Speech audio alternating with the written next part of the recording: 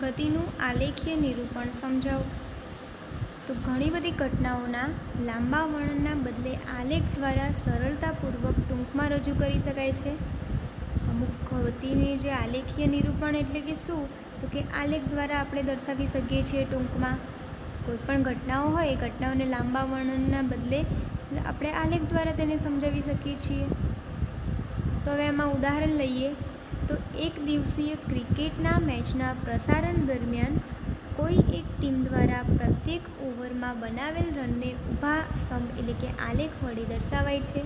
આ જે ઊભા સ્તંભ છે આ બધા શું છે, આલેખ છે આખો। પછી આ બધા જે બિંદુઓ છે એ બિંદુઓને જોડતો એક સ્મૂથ વક્ર દોરવાનો। બિંદુઓને આ જે જોડતો સ્મૂથ વક્ર છે અને આ રીતે જે મળતું આલેખનું સ્વરૂપ છે તે માહિતીના પ્રકાર મુજબ એટલે કે સીધો હોય તો સુરેખ અથવા વક્રાકાર હોય છે।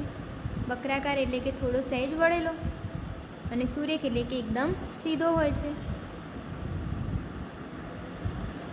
આ બિંદુઓના જોડતા જે મળતો આલેખ છે એ આલેખનું એક સ્વરૂપ દર્શાવે છે, એટલે કે સુરેખ અથવા વક્ર અથવા સ્તંભ આકારના આલેખ મળે છે। આ જે છે સ્તંભાલેખ છે, સ્તંભ આકારમાં મળતા હોય કેવા હોય, સ્તંભાલેખ। પછી અહીંયા એક્સ અક્ષ હોય, નીચે ઉપર વાય અક્ષ હોય। પછી અહીંયા અંતર વિરુદ્ધ સમયનો આલેખ છે। અહીંયા જે એનું બિંદુ હશે પહેલું ત્યાં 0 નંબર આપી દેવાનો। તો આ થઈ ગયું આ ગતિનું આલેખીય નિરૂપણ। નેક્સ્ટ, અંતર વિરુદ્ધ સમયના આલેખના ઉપયોગો જણાવો। તો એમાં પહેલું છે કે અંતર અને સમયના આલેખ પરથી પદાર્થોની ગતિના પ્રકાર વિશે જાણી શકાય છે।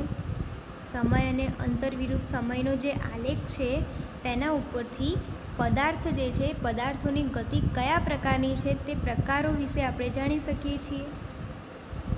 તો જો પદાર્થ સ્થિર સ્થિતિમાં હોય એટલે કે એના એ જ સ્થાને હોય, હલનચલન કરતો ન હોય પદાર્થ એટલે કે સ્થિર સ્થિતિમાં હોય, તેનું જે ઉગમ બિંદુ છે એ ઉગમ બિંદુની સાપેક્ષે પદાર્થનું અંતર એ સમયની સાથે બદલાતું નથી। ઉગમ બિંદુની સાપેક્ષે પદાર્થનું અંતર સમયની સાથે બદલાશે નહીં, સ્થિર હશે તો। આથી અંતર વિરુદ્ધ સમયનો આલેખ એક્સ અક્ષને સમાંતર મળે છે। એક્સ અક્ષ હશે જ્યાં એને કેવો મળશે, સમાંતર મળે છે। અને પરિણામે જે પદાર્થ છે એ ઉગમ બિંદુથી 6 મીટરના અંતરે સ્થિર થઈ જાય છે, અહીંયાથી આમ। આ છે અંતર વિરુદ્ધ સમયનો આલેખ। અહીંયા હશે એક્સ અક્ષ, અહીંયા હશે વાય અક્ષ, અહીંયા એનું અંતર દર્શાવેલું છે અને અહીંયા એનો સમય દર્શાવેલો છે। પ્રથમ ઉગમ બિંદુ 0, પછી 2, 4, 6, 8 અને 10 બેનો ગાળો રાખ્યો છે વચ્ચે। પછી જે ગતિમાન પદાર્થનો અંતર વિરુદ્ધ સમયનો આલેખ સુરેખ હોય એટલે કે સીધી રેખામાં હોય તો પદાર્થ કેવી ગતિ કરે, નિયમિત, જે આપણે અગાઉ ચર્ચા કરી ગયા।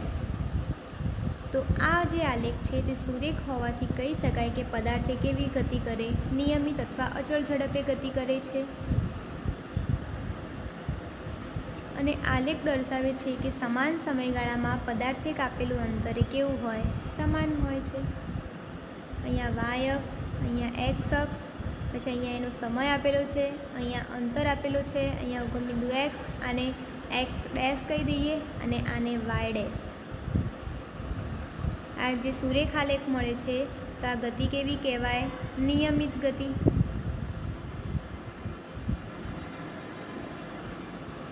પછી આપણે જોઈએ ત્રીજા નંબરમાં કે જો ગતિમાન પદાર્થનું અંતર વિરુદ્ધ સમયનો આલેખ જે છે તે સળંગ રેખાને બદલે ચઢાવ ઉતારવાળું મળે તો એ કેવું કહેવાશે, અનિયમિત ગતિ। ચઢાવ ઉતારવાળો આવો ઝિગઝેગ પ્રકારનો મળે તો એ અનિયમિત ગતિ, અને સુરેખ મળતો હોય તો એ કેવી કહેવાય, નિયમિત ગતિ। તો તમને જોઈને જ ખબર પડી જવી જોઈએ કે આ કેવા પ્રકારની હશે ગતિ, અનિયમિત આકારની। પછી નેક્સ્ટ, જો ગતિમાન પદાર્થનો અંતર વિરુદ્ધ સમયનો આલેખ અર્ધ પરવલયાકાર મળે એટલે કે અડધો ગોળ ટાઈપનો મળે તો એ અસમાન ઝડપથી ગતિ કરે છે તેમ કહી શકાય। અને આલેખ ગતિ કરતા પદાર્થે નિયત સમયમાં કાપેલા અંતરમાં ભિન્નતા દર્શાવે છે। પછી જોઈએ બીજા નંબરમાં કે અંતરવિરુદ્ધ સમયના આલેખ પરથી આપેલા સમયે પદાર્થનું સ્થાન નક્કી કરી શકાય છે.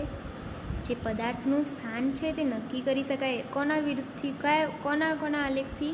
તો કે અંતરવિરુદ્ધ સમયના આલેખ પરથી પદાર્થનું ચોક્કસ સ્થાન જે છે તે નક્કી કરી શકાય છે.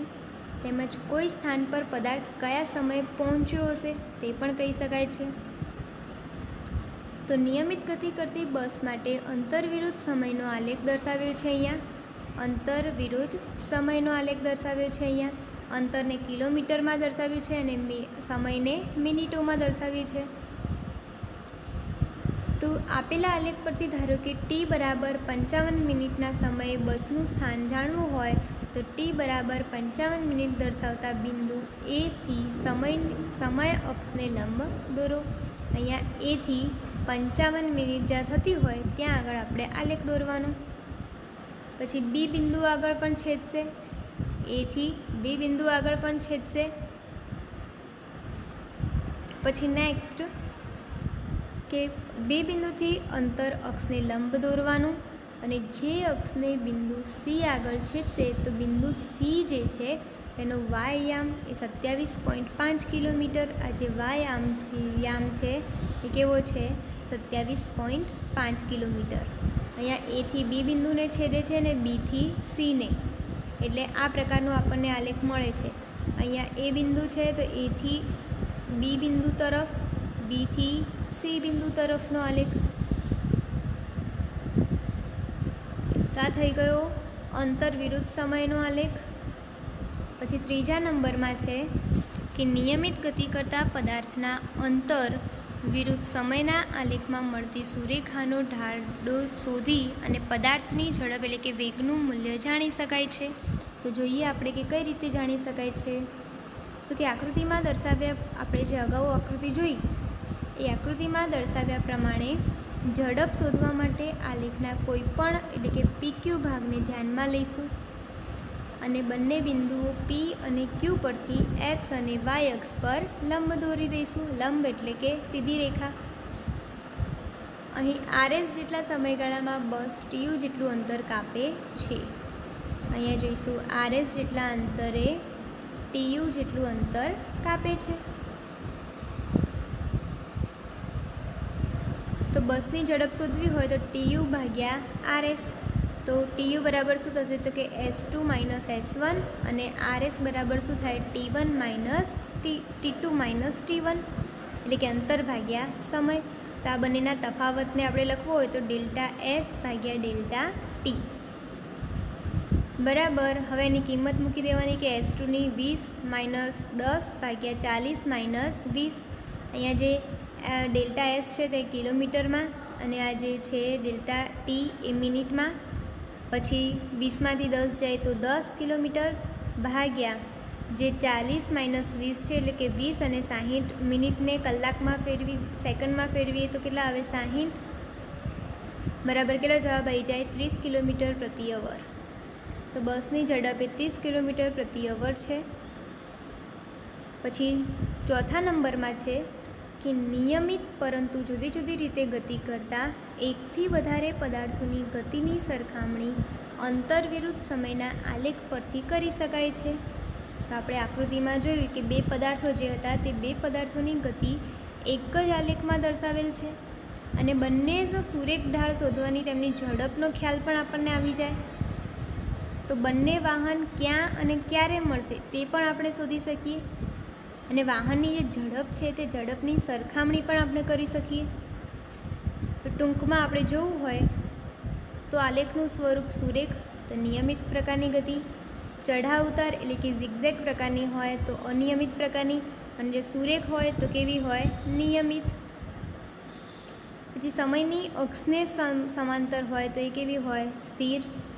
અર્ધ પરવલયાકાર હોય તો કેવી હોય? પ્રવેગી. આ ખાસ તમારે આ યાદ રાખવાનું કે જો સુરેખ પ્રકારની ગતિ હોય તો નિયમિત, ચઢાવ ઉતારવાળી હોય તો અનિયમિત, સમયની અક્ષને સમાંતર હોય તો સ્થિર અને અર્ધ પરવલયાકાર હોય તો પ્રવેગી. આલેખ પરથી આપેલા સમયગાળા પૈકીના કોઈપણ સમયે પદાર્થનું સ્થાન નક્કી કરી શકાય છે. તેમજ આપેલા સ્થાને તે ક્યાં પહોંચે છે તે પણ આપણે નક્કી કરી શકીએ છીએ. તો આલેખના ઢાળ પરથી પદાર્થની ઝડપ કે વેગનું મૂલ્ય, ઝડપ અથવા વેગનું મૂલ્ય જાણી શકાય છે. નિયમિત પરંતુ જુદી જુદી રીતે ગતિ કરતી એક કરતાં વધારે પદાર્થોની ગતિની સરખામણી પણ કરી શકાય છે.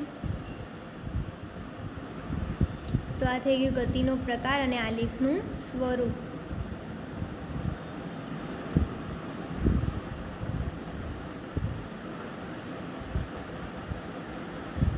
અને અંતર વિરુદ્ધ સમયનો આલેખ. નેક્સ્ટ, જો વસ્તુની ગતિના સમાન સમયગાળામાં ઝડપ એની અસમાન રીતે ઘટતી જાય તો તેનો અંતર વિરુદ્ધ સમયનો આલેખ આપણે જોઈએ. તો કે આલેખ દર્શાવે છે કે વસ્તુએ 1 સેકન્ડના સમયગાળામાં કાપેલું અંતર એ ઘટતું જાય છે. તેથી વસ્તુની ઝડપ પણ કેવી થાય? ધીમે ધીમે ઘટતી જાય. જો એનો સમયગાળાનું અંતર ઘટતું જાય તો એનો જે આલેખ આપણને મળશે, એટલે કે વસ્તુની ઝડપનો જે આલેખ મળશે એ પણ કેવો મળશે? ઘટેલો મળશે. તો આલેખનો ઢાળનું મૂલ્ય ઘટે છે, જે શું દર્શાવે કે સમય સાથે ઝડપ પણ શું થાય? ધીમે ધીમે ઘટે છે. આ થઈ ગયો અંતર વિરુદ્ધ સમયનો આલેખ, જેમાં પહેલેથી તેનો જે ઢાળ છે તે ઘટતો આપણને જોવા મળે છે.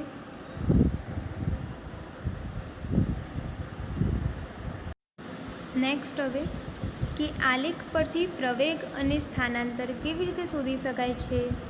તો સુરેખ પથ એટલે કે સીધી રેખામાં હોય તો સુરેખ પથ પર નિયમિત ગતિ, જો સુરેખ પથ હોય તો આપણને માઇન્ડમાં આવવું જોઈએ કે સુરેખ પથ હોય તો નિયમિત ગતિ જ હોય ગતિના પ્રકારમાં. તો સુરેખ પથ પર નિયમિત ગતિ કરતી વસ્તુના વેગમાં સમય સાથે થતા ફેરફારને વેગના સમયના આલેખ વડે દર્શાવાય છે. તો આલેખમાં સમયને x અક્ષ પર લખીશું અને વેગને y અક્ષ, વેગ એટલે કે ઝડપ, તો ઝડપને અથવા વેગને y અક્ષ પર આપણે દર્શાવીશું. તો નીચે સમાન વેગથી ગતિ કરતી વસ્તુનો વેગ જે છે તેના વિરુદ્ધ સમયનો આલેખ દર્શાવ્યો છે અને તેમાં આલેખની ઊંચાઈમાં કોઈ જ પ્રકારનો ફેરફાર થતો નથી. એટલે કે આલેખ 40 કિલોમીટર પ્રતિ અવરની અચળ ઝડપ અથવા વેગથી ગતિ કરતી કારનો વેગ વિરુદ્ધ સમયનો આલેખ છે. અને આલેખ પરથી આપણે વેગ વિરુદ્ધ સમયના આલેખ દ્વારા સમયની અક્ષ વડે ઘેરાયેલા જે ભાગનું ક્ષેત્રફળ છે તે ક્ષેત્રફળ એ વસ્તુના સ્થાનાંતરનું મૂલ્ય આપી દે છે. અને વસ્તુનું સ્થાન t1 સમયે A અને t2 સમયે B સ્થાને છે. એટલે એના પરથી લંબચોરસ શું થઈ જાય? ABCD. આ જે છે t1 અને t2 એના ઉપરથી A, B, પછી C અને D થઈ જાય છે. એટલે કે આખું ચતુષ્કોણ બની જાય છે ABCD. તો AB બરાબર CD એ સમયનો તફાવત t2 માઇનસ t1 છે. AB બરાબર CD એટલે કે એનો તફાવત શું થાય? તો કે t2 માઇનસ t1. અને AC અને BD એ વસ્તુનો અચળ વેગ એટલે કે 40 કિલોમીટર પ્રતિ અવર છે. તો એનું સ્થાનાંતર આપણે શોધવું હોય તો એનું સૂત્ર છે કે અચળ વેગ ગુણ્યા લાગતો સમય એટલે કે સમયગાળો. તો S બરાબર અચળ વેગ એટલે કે AC અને સમયગાળો એટલે કે શું થાય? CD. તો 40 કિલોમીટર પ્રતિ અવર ગુણ્યા t2 માઇનસ t1 અને અવર કલાક બરાબર શું મળી ગયું? 40 કૌંસમાં t2 માઇનસ t1 કિલોમીટર. તો S બરાબર ચતુષ્કોણ ABCDનું ક્ષેત્રફળ એટલે કે સ્થાનાંતર બરાબર ABCDનું ક્ષેત્રફળ. તો આ જે આલેખનો ઢાળ છે તે 0 છે અને વેગ વિરુદ્ધ સમયના આલેખનો ઢાળ એ પ્રવેગનું મૂલ્ય દર્શાવી દે છે. તો અચળ પ્રવેગી ગતિ માટે વસ્તુનો જે સમાન સમયગાળો છે તે વેગમાં થતો વધારો અથવા ફેરફાર જે છે કેવું મળે? સમાન મળે છે. નેક્સ્ટ, વેગ વિરુદ્ધ સમયના આલેખ પરથી સ્થાનાંતર કેવી રીતે શોધી શકાય? તો જોઈએ હવે આપણે કે વેગ વિરુદ્ધ સમયનો જે આલેખ છે તેના પરથી સ્થાનાંતર છે એ સ્થાનાંતર કઈ રીતે શોધી શકાય છે? તો વેગ વિરુદ્ધ સમયના આલેખ પરથી સ્થાનાંતરનું મૂલ્ય એટલે કે કપાયેલ જે અંતર છે તે શોધી શકાય છે. અને વેગ વિરુદ્ધ સમયના આલેખ વડે ઘેરાયેલ ભાગનું ક્ષેત્રફળ એ આપેલ સમયગાળામાં કપાયેલ અંતર એટલે કે સ્થાનાંતરનું મૂલ્ય દર્શાવે છે. તો આલેખમાં સ્થાનાંતરનું મૂલ્ય એટલે કે કપાયેલ અંતર S એ આલેખમાં દર્શાવેલ જે ક્ષેત્રફળ છે ABCE એ પછી B પછી અહીંયાથી C અને E આખું ABC અને E દ્વારા મળે છે. તો S એટલે કે સ્થાનાંતરનું મૂલ્ય બરાબર ABCDEનું ક્ષેત્રફળ ABCDનું ક્ષેત્રફળ બરાબર ચતુષ્કોણ જે છે આ ચતુષ્કોણ એ ચતુષ્કોણ ABCDનું ક્ષેત્રફળ વત્તા ત્રિકોણ ADEનું ક્ષેત્રફળ. તો ABCનું ક્ષેત્રફળ એટલે કે AB ગુણ્યા BC વત્તા ત્રિકોણ ADEનું ક્ષેત્રફળ બરાબર 1/2 AD × DE. આ થઈ ગયો વેગ વિરુદ્ધ સમયનું સ્થાનાંતર શોધવાનું.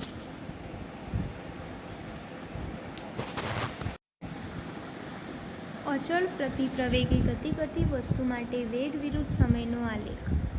તો જોઈએ હવે કે અચળ પ્રતિપ્રવેગી ગતિ કરતી વસ્તુ માટે સમયગાળામાં તેના વેગમાં થતો ઘટાડો એ કેવો હોય? સમાન. તેથી તેનો આલેખ એ બાજુમાં દર્શાવ્યા મુજબ મળે છે. આ રીતે મળે છે. જોઈએ હવે આપણે કે આ આલેખ વડે ઘેરાતું ક્ષેત્રફળ જે હશે એનું ક્ષેત્રફળ એ કપાયેલ અંતર એટલે કે સ્થાનાંતરનું મૂલ્ય આપે છે. અને સ્થાનાંતર બરાબર શું થાય? તો કે ત્રિકોણ DOEનું ક્ષેત્રફળ. અને આલેખનો ઢાળ કેવો હોય? ઋણ. પ્રવેગનું મૂલ્ય દર્શાવે છે. તો ઢાળ બરાબર AC ભાગ્યા BC. ઢાળ બરાબર શું થાય? AC ભાગ્યા BC. તો પ્રવેગ શું થઈ જાય? V1 - V2 ભાગ્યા T1 - T2. તો T1 is less than T2 હોવાથી T1 - T2 is less than 0, જે ઋણ મળે છે અને તેને પ્રતિપ્રવેગ કહે છે. અસમાન પ્રવેગી ગતિના કિસ્સામાં વેગ વિરુદ્ધ સમયનો આલેખ ગમે તે આકારનો હોય, જે બાજુમાં દર્શાવેલ જે આલેખ છે આ પ્રકારે દર્શાવે છે. આનો આલેખ ગમે તે પ્રકારનો હોય પ્રતિપ્રવેગી ગતિમાં. અને સમાન સમયગાળામાં વેગનો ફેરફાર એ અનિયમિત રીતે બદલાય છે. એનો કોઈ ફિક્સ ચોક્કસ સમયગાળો ન હોય, તે અનિયમિત ગમે તે આકારમાં તે બદલાઈ જતો હોય એનો ફેરફાર વેગનો. તો અસમાન પ્રવેગી ગતિ કરતી વસ્તુ માટે વેગ વિરુદ્ધ સમયનો બીજો આલેખ તો કે આ રહ્યો વેગ વિરુદ્ધ સમયનો આ બીજા નંબરનો આલેખ. તો કે અસમાન પ્રવેગી ગતિમાં સમાન સમયગાળામાં વેગ એ અવ્યવસ્થિત રીતે બદલાતો હોય તો વેગ વિરુદ્ધ સમયનો આલેખ 2માં દર્શાવ્યા મુજબ મળે છે. તો આ થઈ ગયું અચળ પ્રવેગી ગતિ કરતી વસ્તુ માટે વેગ વિરુદ્ધ સમયનો આલેખ. પછી નેક્સ્ટ કે પ્રવેગ અને પ્રતિપ્રવેગનો તફાવત આપો. તો પ્રવેગ તો કે તે એકમ સમયમાં વેગમાં થતો ફેરફાર છે અને તે હંમેશા કેવો હોય? ધન. અને પ્રતિપ્રવેગ તો કે તે એકમ સમયમાં વેગમાં થતો ફેરફાર છે, તે હંમેશા કેવો હોય? ઋણ. પ્રવેગ હંમેશા ધન હોય અને પ્રતિપ્રવેગ હંમેશા કેવો હોય? ઋણ એટલે કે માઇનસ.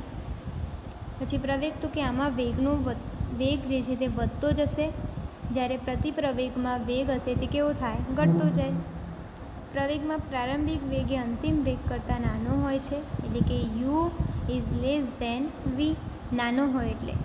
અને પ્રતિપ્રવેગમાં એ પ્રારંભિક વેગ એ અંતિમ વેગ કરતાં કેવો હોય? મોટો હોય તો U ગ્રેટર ધેન V અને એની અંદર U લેસ ધેન V. પછી વેગ અને પ્રવેગનો તફાવત લખો. તો વેગ તો કે વસ્તુના સ્થાનમાં થતા ફેરફારના દરને શું કહેવામાં આવે? વેગ. જ્યારે પ્રવેગ તો કે વસ્તુના વેગમાં થતા ફેરફારના દરને પ્રવેગ કહેવામાં આવે. તેનો SI એકમ મીટર સેકન્ડ ઇન્વર્સ છે અને પ્રવેગનો SI એકમ એ મીટર સેકન્ડ -2 છે. પછી એનું સૂત્ર વેગ બરાબર સ્થાનાંતર ભાગ્યા સમયગાળો. જ્યારે પ્રવેગનું વેગનો ફેરફાર ભાગ્યા એનો સમયગાળો. વેગમાં એનો સંકેત એ V હશે અને પ્રવેગમાં એનો સંકેત A હશે. નેક્સ્ટ કોઈ વસ્તુની નિયમિત અને અનિયમિત ગતિ માટે અંતરવિરુદ્ધ સમયના આલેખનો આકાર કેવો હોય છે? તો જોઈએ ફર્સ્ટ કે અચળ એટલે કે નિયમિત અથવા સમાન ગતિ જે છે તેના માટે અંતરવિરુદ્ધ સમયનો આલેખ હંમેશા કેવો મળે? સુરેખ મળે છે. જોઈએ આપણે અહીંયા કે અંતરવિરુદ્ધ સમયનો આલેખ છે. અહીંયા એક્સ અક્ષ ઉપર વાય અક્ષ, અહીંયા ઉગમ બિંદુ પહેલું 0, પછી સમય વિરુદ્ધ અંતરનો આલેખ, અંતર વિરુદ્ધ સમયનો આલેખ, જેનું સીધી રેખા એટલે કે સુરેખ છે. તો સુરેખ હોય તો ગતિ કેવી હોય? નિયમિત ગતિ. પછી અસમાન ગતિ માટે અંતરવિરુદ્ધ સમયનો આલેખ વક્ર મળે છે, એટલે કે સહેજ વક્ર આકારમાં હોય. અંતરવિરુદ્ધ સમયનો આલેખ હશે તે કેવો હશે? અસમાન ગતિ માટે વક્ર આકારમાં, વક્ર રેખામાં. તો આ થઈ ગયું કોઈપણ વસ્તુની નિયમિત અને અનિયમિત ગતિ માટે અંતરવિરુદ્ધ સમયના આલેખનો આકાર. કોઈ વસ્તુની ગતિની બાબતમાં તમે શું કહી શકો કે જેનું અંતર અને સમય જે છે એ બંનેનો આલેખ એ સમયની અક્ષને સમાંતર રેખા હોય? તો વસ્તુ એ કેવી હોય? સ્થિર છે. તો જ આપણે કહી શકીએ કે અંતર અને સમયનો જે આલેખ છે તે સમયની અક્ષને સમાંતર હોય છે. તો આ થઈ ગયો વાય અક્ષ, આ એક્સ અક્ષ, અને અહીંયા અંતર વિરુદ્ધ સમયનો આલેખ, જે અહીંયા સ્થિર હોય તો એક જ બિંદુ પર બધા આલેખ મળે છે સમાંતર રેખામાં. ત્યારબાદ વેગ અને સમયના આલેખની નીચે ઘેરાયેલ જે ક્ષેત્રફળનું માપ છે તે કઈ ભૌતિક રાશિ દર્શાવે છે? તો કે કપાયેલું અંતર અથવા સ્થાનાંતરનું મૂલ્ય. આલેખીય રીતે ગતિના સમીકરણો મેળવો. તો સુરેખ પથ પર પ્રવેગથી ગતિ કરતી વસ્તુનો ચોક્કસ સમયગાળામાં વેગ, પ્રવેગ તથા કપાયેલો અંતર વચ્ચેનો જે સંબંધ દર્શાવતા સમીકરણો છે એને ગતિના સમીકરણો કહે છે. તો નીચે દર્શાવેલ ગતિના 3 સમીકરણો છે. પહેલું સમીકરણ v બરાબર u પ્લસ એટી, તેને સમીકરણ નંબર 1 આપી દીધું. પછી બીજું સમીકરણ તો કે s બરાબર ut પ્લસ 1/2 એટી સ્ક્વેર, જેને સમીકરણ નંબર 2 આપી દીધું.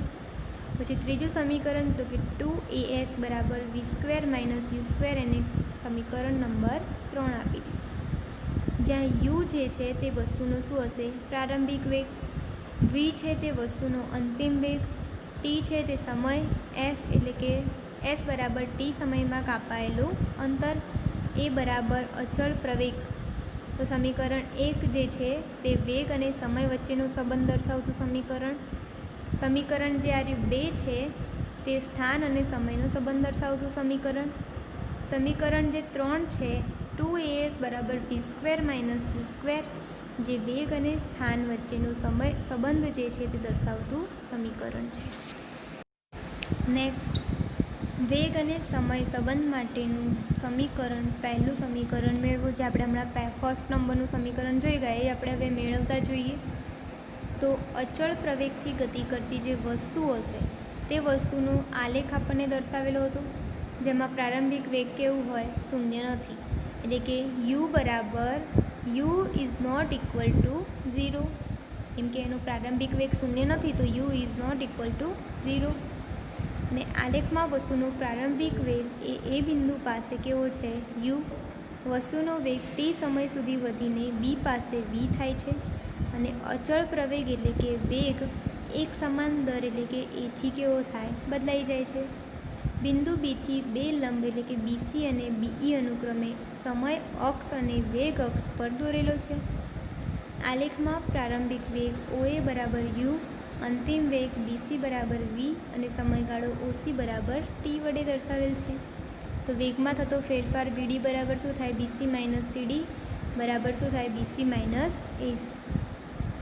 એટલે B બરાબર શું થઈ જાય? BD બરાબર v માઇનસ u, અને એ સમીકરણ નંબર 1.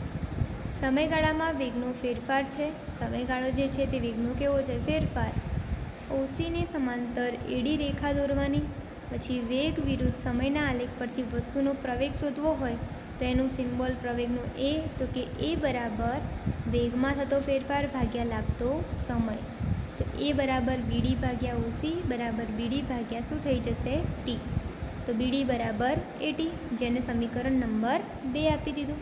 હવે સમીકરણ જે પહેલા નંબરનું છે તેના પરથી આપણે જોઈએ તો BD બરાબર 80 લખી દઈએ.